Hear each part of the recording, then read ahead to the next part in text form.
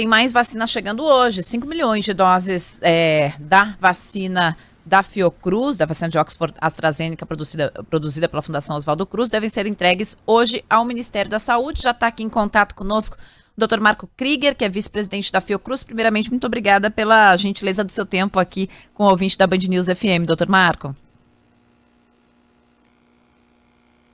Nos ouve? Consegue nos ouvir bem? Acho que ele não está conseguindo nos ouvir. Agora eu ouvi, estava bloqueado aqui, agora eu ouvi.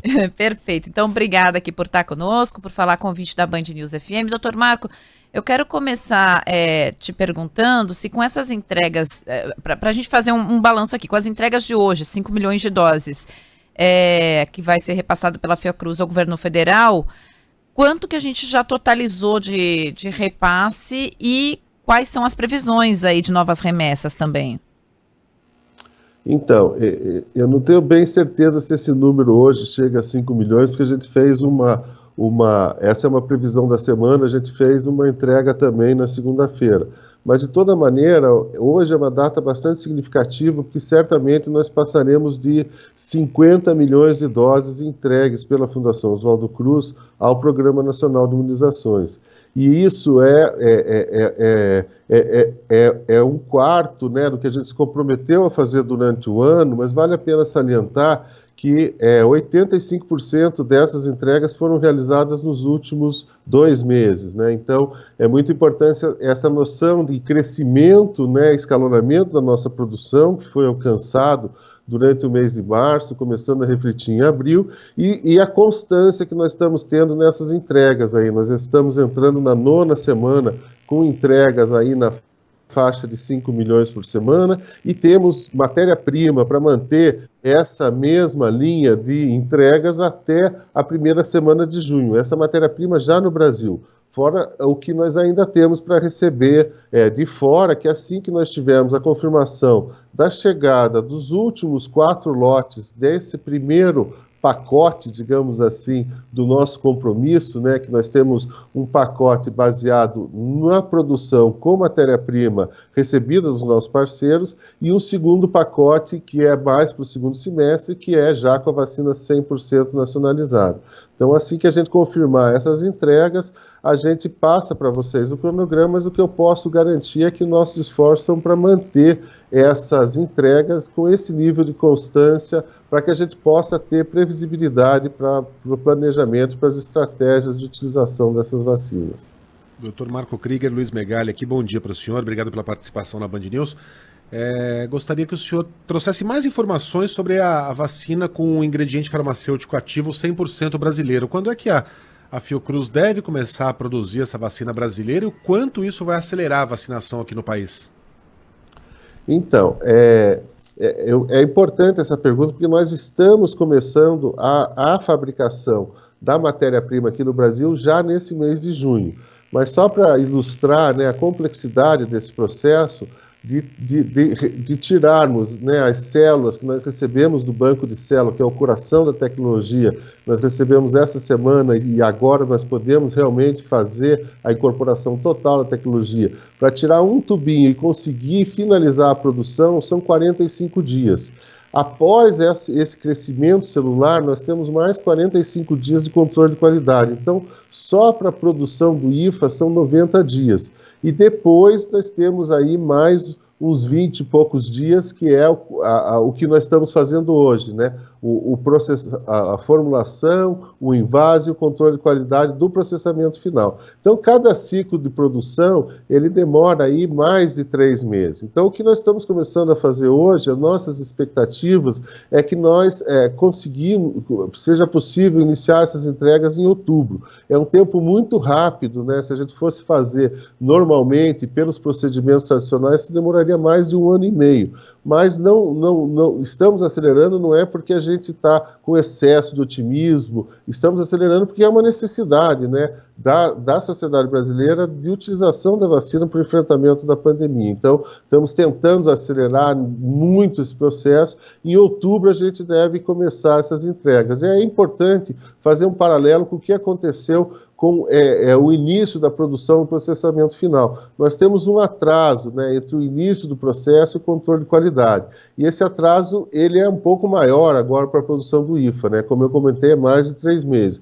Mas a partir do momento que nós tenhamos as primeiras entregas, nós não vamos começar a produzir em outubro, nós vamos estar produzindo em junho, julho, agosto, setembro e vamos continuar em outubro. Então essas entregas elas nos garantem, né, uma segurança maior, porque nós vamos estar produzindo o IFA, vamos estar processando e entregando à sociedade brasileira, minimizando o nível de dependência num cenário que vocês estão acompanhando, né? Um cenário de escassez de vacinas no mundo e um cenário de grande competição. Nós estamos conseguindo manter o nosso cronograma razoavelmente em dia por causa dos esforços feitos pela Fundação Oswaldo Cruz, pelos nossos parceiros, mas sem dúvida, a partir de outubro nós estaremos numa situação muito mais confortável, com uma autonomia que nos garante não só a produção, mas a incorporação de uma tecnologia de fronteira aí que está realmente se mostrando muito promissora para ser utilizada no futuro, não só nessa pandemia, mas em outros desafios de saúde pública.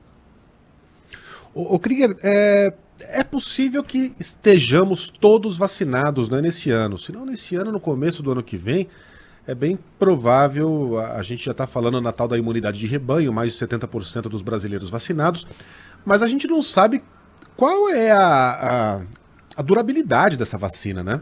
A eficácia e por quanto tempo é possível que a gente tenha que se vacinar todo ano, ou uma vez a cada 2 anos.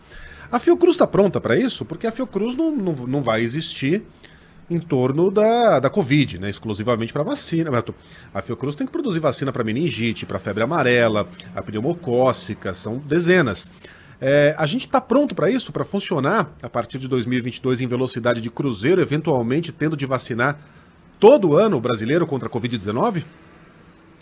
Então, essa é uma excelente pergunta, né? E eu agradeço aí, porque dá a chance da gente explicar o tamanho do desafio que nós estamos enfrentando. A Fiocruz é o maior fornecedor de vacinas para o Programa Nacional de Imunização. Nós produzimos 10 vacinas que são entregues ao PNI e uma média histórica da nossa produção é ao redor de 100, 110 milhões de doses de vacina por ano. É claro que tem alguns momentos que a gente tem que fazer um esforço adicional, como foi o caso do surto de febre amarela ou do recente surto de sarampo, onde a gente consegue aumentar um pouco aí, mas nunca passamos de 160 milhões aí, que foi o nosso recorde de produção. Esse ano nós estamos planejando fazer a entrega de 300 milhões de doses, né, 100 milhões das 10 vacinas tradicionais, e estamos aumentando a nossa capacidade, né, triplicando, passando de 100 milhões para 300 milhões, incorporando a produção da vacina para a Covid. A nossa capacidade para o ano que vem da vacina da Covid, com produto 100% nacional, ela é de 180 milhões de doses, e já existem evidências bastante importantes dessa tendência que você comentou, né, de essas doses de reforço terem que se repetir periodicamente.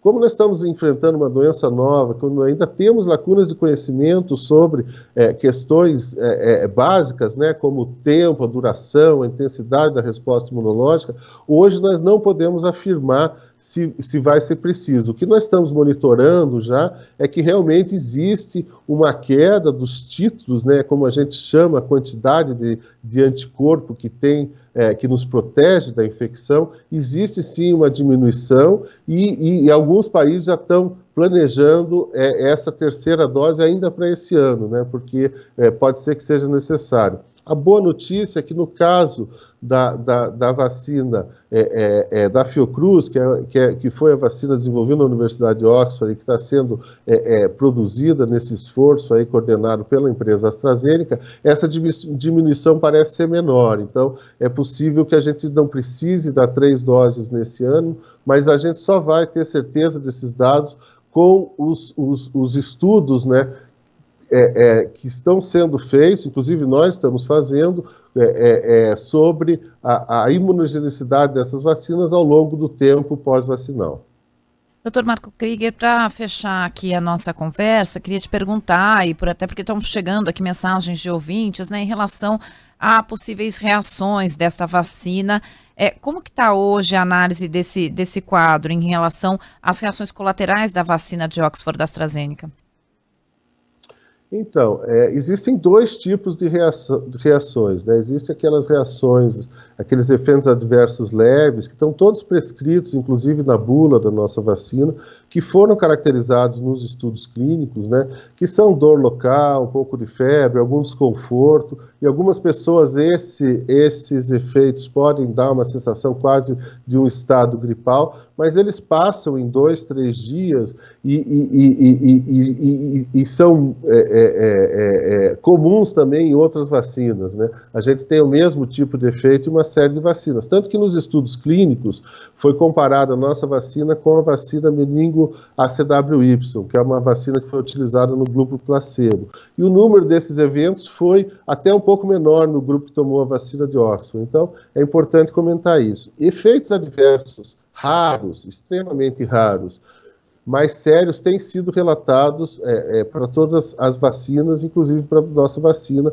Um efeito aí na casa, no Brasil, aí nós temos poucos casos, se contam casos confirmados nos dedos de uma mão. Mas esses efeitos, eles são muito raros, e o benefício que nós estamos tendo com a utilização da vacina é muito grande, né? A vacina de Oxford AstraZeneca e aqui no Brasil, produzida pela Fiocruz, é a vacina mais utilizada no mundo. Hoje em dia, a vacina que foi aplicada no maior número de pessoas no Brasil também, ela está sendo aplicada em mais de 215 países e tem mostrado resultados muito satisfatórios, né? Se nós formos ver, por exemplo, países que tiveram a utilização massiva dessa vacina, num cenário até parecido com o do Brasil, com variantes de preocupação, que são cepas mais infectivas do vírus, como é o caso do Reino Unido, e agora na Índia, a gente vê, analisando os números, né, a Inglaterra, onde 70% das pessoas tomaram essa vacina,